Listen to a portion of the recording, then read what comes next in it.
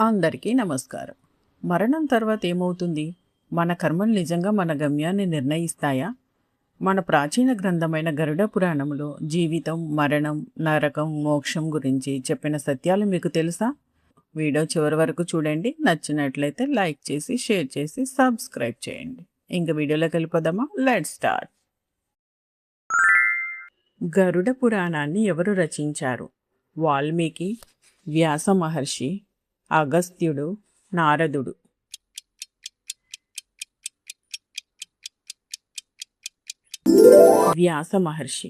వ్యాస మహర్షి 18 పురాణాలను రచించారు. గరుడ పురాణం జీవితం, మరణం, రహస్యాలను వివరిస్తుంది. గరుడ పురాణాన్ని శ్రీ మహావిష్ణువు ఎవరికి ఉపదేశించారు? బ్రహ్మ, నారదుడు, గరుడు, శివుడు.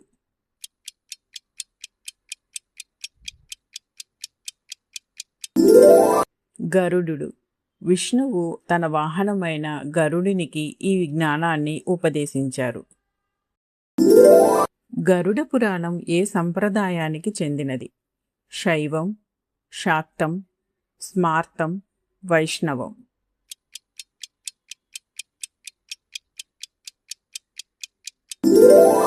వైష్ణవం. ఇది వైష్ణవ సంప్రదాయానికి చెందినది. విష్ణు భక్తి ప్రధానంగా ఉంటుంది. మరణానంతరం పాపపుణ్యాలను లెక్కించేవారు ఎవరు?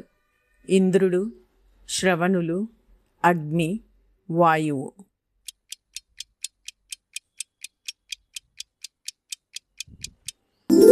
శ్రవణులు.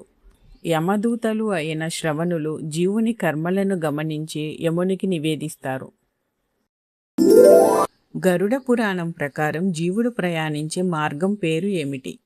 స్వర్గ మార్గం, యమ మార్గం, భక్తి మార్గం, జ్ఞాన మార్గం.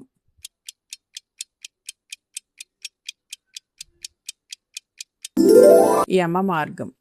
పితృయాన, దేవయాన మార్గాల ద్వారా జీవుడు తన కర్మ ప్రకారం ప్రయాణిస్తాడు. యమలోకానికి వెళ్లే ముందు దాటాల్సిన నది ఏది? గంగా, సరస్వతి, యమున, వైతరిణి.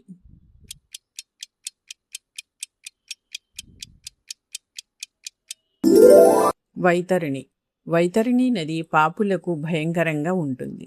ధర్మవంతులకు సులభముగా దాటవచ్చు. గరుడ పురాణంలో ప్రధానముగా దేని గురించి చెప్పబడింది? యుద్ధాలు, రాజులు, మరణం మరియు పునర్జన్మ, భౌగోళికం.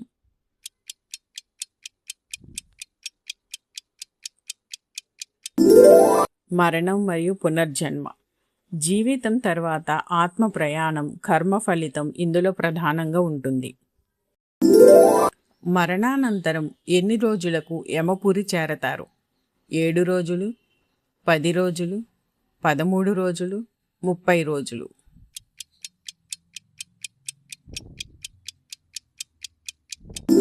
13 రోజులు. 13వ రోజు ఆత్మ ప్రయాణంలో ముఖ్యమైన దశగా భావిస్తారు. మోక్షానికి దారి చూపే దానాలు ఏమిటి? బంగారం, గోవు, భూమి, నువ్వులు, పుస్తకాలు, పండ్లు.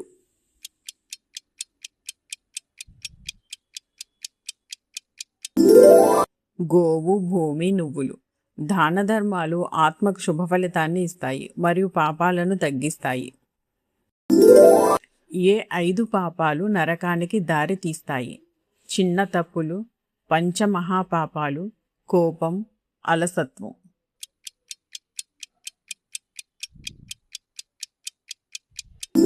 పంచమహాపాపాలు: బ్రహ్మహత్య, సురాపానం, స్వర్ణస్థేయం, గురుతల్పగమనం, దుస్సంగం. ఇవి తీవ్రమైన పాపాలు.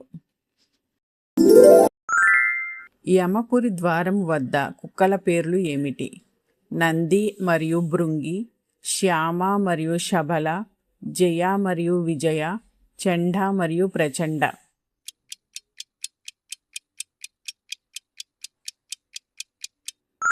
శ్యామ మరియు శబల ఇవి యముని ద్వారపాలకులు, పాపులను అడ్డుకుంటాయి. పితృదేవతలకు సద్గతి కోసం ఏమి చేయాలి? యజ్ఞం, పూజ, పిండ ప్రదానం, ఉపవాసం.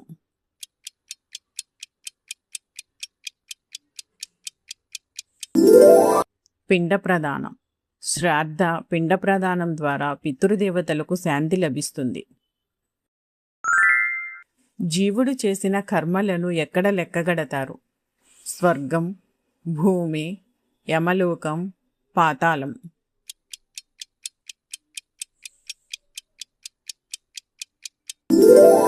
యమలోకం.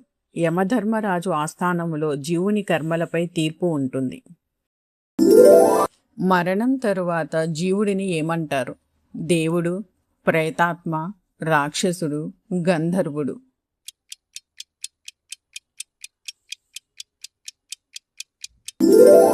ప్రేతాత్మ. సూక్ష్మ శరీరముగా జీవుడు యమలోకానికి ప్రయాణం చేస్తాడు. గరుడ పురాణం ప్రకారం ఏ పాపం వల్ల జీవుడు కుక్కగా జన్మిస్తాడని చెబుతారు? పరస్త్రీ వ్యామోహం, పరుల సొమ్ము దోచుకోవటం, ఇతరులపై అసూయ, అబద్ధాలు చెప్పటం.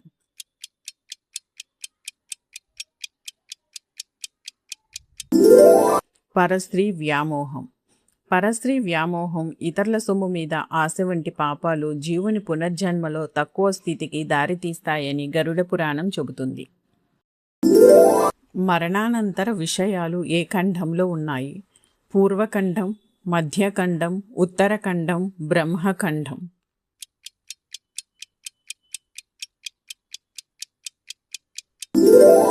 ఉత్తరఖండం. ఉత్తరఖండంలో మరణం తర్వాతి వివరాలు ఉంటాయి. యముని రాజధాని పేరు ఏమిటి? ఇంద్రపురి, కైలాసం, సంయమని, ద్వారక.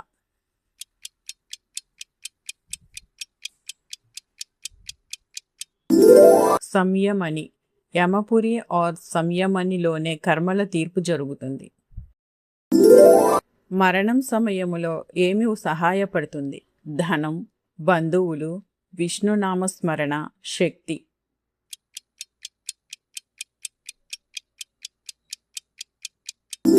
విష్ణునామస్మరణ. భగవన్నామస్మరణ ఆత్మను శాంతిగా మారుస్తుంది. గరుడ పురాణం ఎవరిని ఉద్దేశించి బోధించబడింది? దేవతలు, అసురులు, గరుడు, మనుషులు.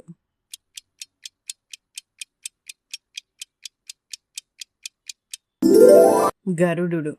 గరుడుని సందేహ నివృత్తి కోసం చెప్పబడింది కానీ మానవులకు మార్గదర్శకం. గరుడ పురాణం ప్రకారం యముడు ఏ దిశలో నివసిస్తాడు? తూర్పు, పడమర, దక్షిణం, ఉత్తరం.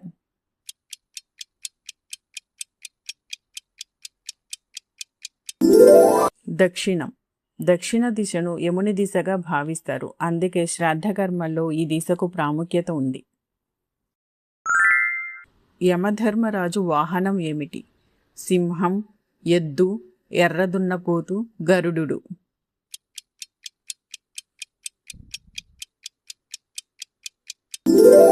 ఎర్రదున్నపోతు.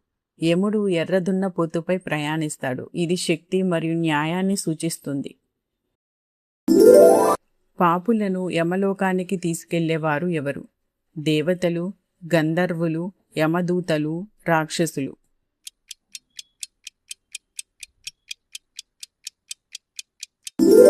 యమదూతలు. యమదూతలు పాపులను కఠినంగా యమలోకానికి తీసుకువెళ్తారు. గరుడ పురాణం ప్రకారం శ్రాద్ధం ఎప్పుడు చేయాలి? పుట్టినరోజు, వివాహం, మరణం తర్వాత, యాత్రా సమయంలో.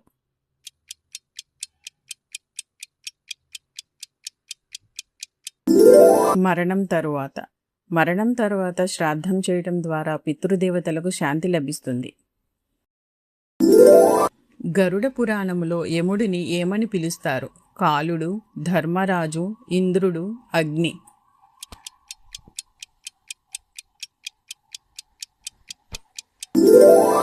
ధర్మరాజు.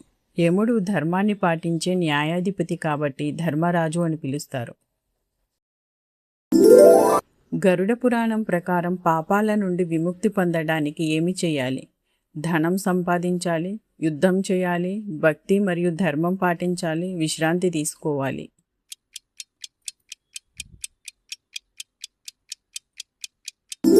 భక్తి మరియు ధర్మం పాటించాలి.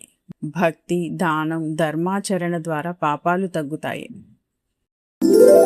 గరుడ పురాణం మనకు ఏమి బోధిస్తుంది? ధనం, శక్తి, కర్మ ఫలితాలు, యుద్ధం.